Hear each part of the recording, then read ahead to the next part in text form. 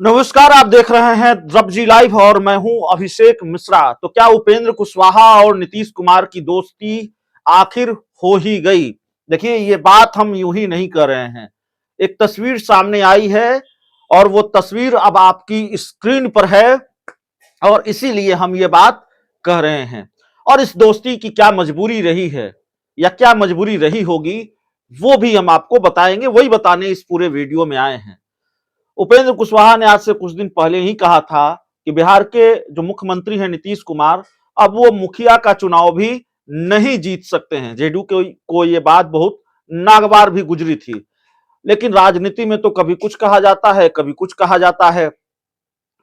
नीतीश कुमार अकेले थोड़ी पाला बदल गए, बाकी लोगों ने भी पाला बदल लिया, बाकी लोगों के तेवर बदल गए। अगर उन्होंने पाला नहीं बदला तो नीतीश कुमार को लेकर अंदाज, मिजाज, बयान सब बदल गया, उपेंद्र कुशवाहा का भी और बाकी बीजेपी का भी, उसके सहयोगी दलों के नेताओं का भी, यहां तक कि चिराग पासवान का भी। तो उपेंद्र कुशवाहा की तस्वीर आप देख रहे हैं। मुख्यमंत्री आवास में उपेंद्र कुशवाहा नीतीश कुमार से मिलने पहुंचे थे। मुख्यमंत्री बनने की बधाई उन्होंने दी है। ये ट्वीट किया है उन्होंने कि मुख्यमंत्री बनने की उनको बधाई दी, एनडीए सरकार में शामिल होने की बधाई दी।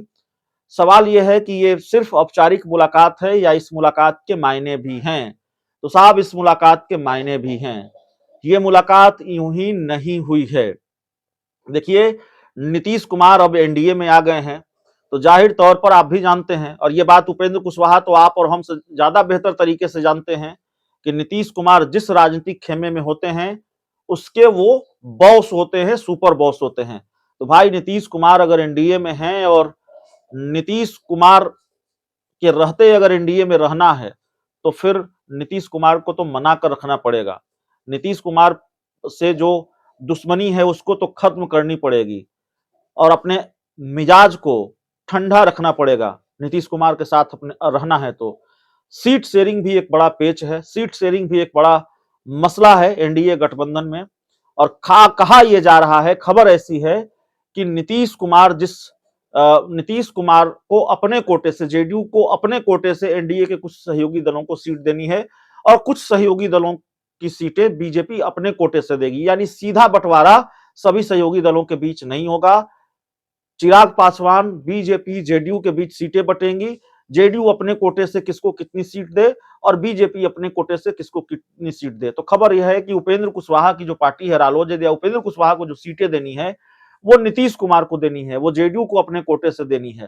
तो जाहिर तौर पर इस दोस्ती की, इस मुलाकात की यह भी मजबूरी हो सकती है कि सीट शेयरिंग में थोड़ी अच्छी डील हो जाए, सीट का मामला कहीं न फंसे। सिटिंग सीट है उपेंद्र कुशवाहा की काराकाट, वहां से वो चुनाव लड़ने की तैयारी कर रहे हैं और नीतीश कुमार भी एनडीए में आ गए हैं, जेडीयू की भी वो सिटिंग सीट है। तो इन सब पेच को सुलझाने के लिए 2024 की राह कहीं मुश्किल न हो जाए, इसीलिए उपेंद्र कुशवाहा नीतीश कुमार के घर गुलदस्ता लेके पहुंचे। बहुत बहुत धन्यवाद।